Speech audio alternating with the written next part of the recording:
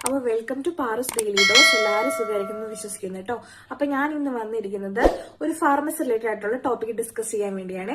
വളരെ ഇമ്പോർട്ടന്റ് ആയിട്ടുള്ള ഇൻഫർമേഷൻ ആണ്, എല്ലാവരും ശ്രദ്ധിച്ച് കേൾക്കുക കേട്ടോ. സോ ഇന്ന് ഞാൻ നിങ്ങൾക്ക് ഷെയർ ചെയ്യാൻ പോകുന്നത് ആന്റിബയോട്ടിക് റിലേറ്റഡ് ആയിട്ടുള്ള ഒരു വീഡിയോ തന്നെയാണ്.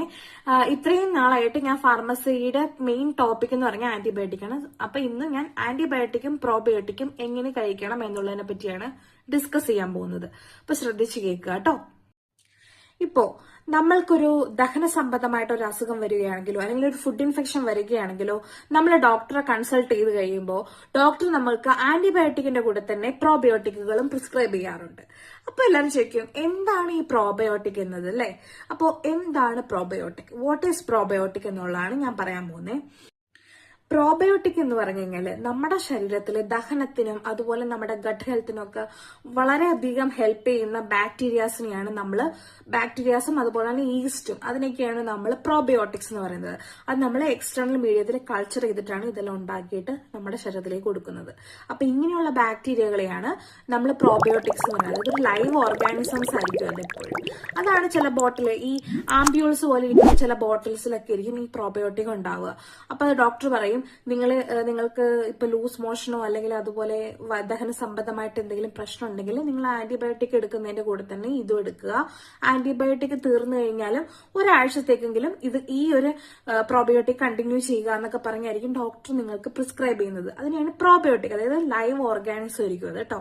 അതാണ് പ്രോബയോട്ടിക്. ഓക്കെ, അപ്പോൾ ഈ ആന്റിബയോട്ടിക്കിന്റെ കൂടെ പ്രോബയോട്ടിക്കുകൾ എടുത്തു കഴിഞ്ഞാൽ പ്രോബയോട്ടിക്കുകൾ നശിച്ചു പോകൂലേ?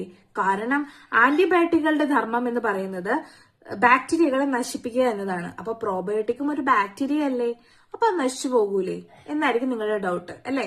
കറക്റ്റ് ആണ്. പ്രോബയോട്ടിക്കും ആന്റിബയോട്ടിക്കും ഒരുമിച്ച് എടുത്തു കഴിഞ്ഞാൽ പ്രോബയോട്ടിക്കുകളുടെ എഫക്റ്റ് ഇല്ലാണ്ടാവും. കാരണം ആന്റിബയോട്ടിക്കുകൾ ആ നല്ല ബാക്ടീരിയകളെയും കൂടി കില്ല് ചെയ്ത് കളയും, നശിപ്പിച്ച് കളയും.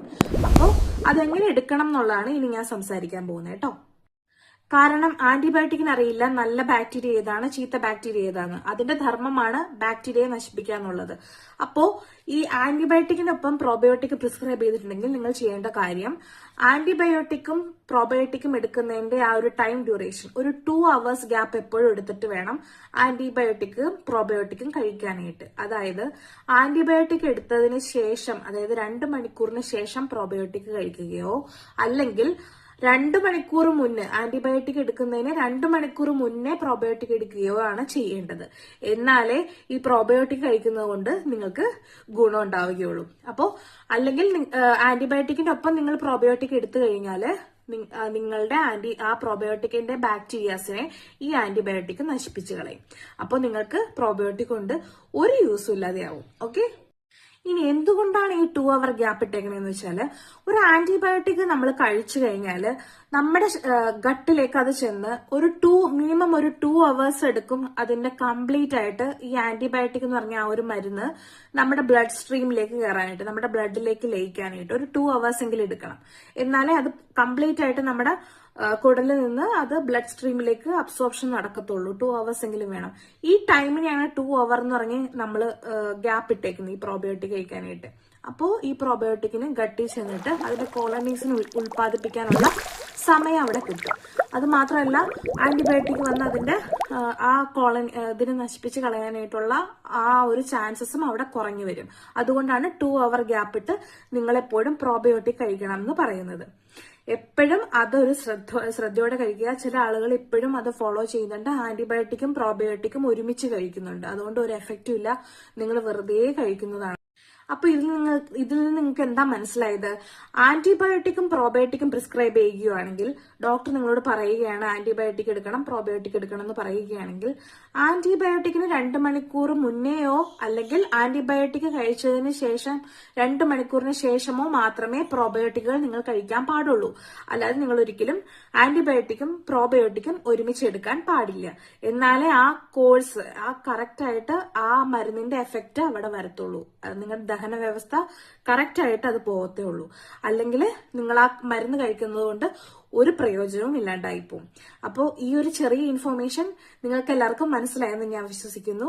അപ്പൊ എല്ലാവരും അത് ശ്രദ്ധിച്ച് ഇത് ഫോളോ ചെയ്ത് പോവുക. ഓക്കെ, അപ്പൊ അത്രേ ഉള്ളൂ. അപ്പൊ ഇന്ന് ഞാൻ ഷെയർ ചെയ്ത ഇൻഫർമേഷൻ എല്ലാവർക്കും മനസ്സിലായെന്ന് ഞാൻ വിശ്വസിക്കുന്നു. അപ്പൊ ഇന്ന് മുതൽ എല്ലാവരും ഇത് തെറ്റാതെ ഫോളോ ചെയ്യണം. ഓക്കെ, അപ്പോ അടുത്ത വീഡിയോസിൽ ഇതുപോലുള്ള നല്ല നല്ല ടിപ്സും ഇൻഫർമേഷനൊക്കെ ആയിട്ട് ഞാൻ ഇനിയും വരുന്നതാണ്.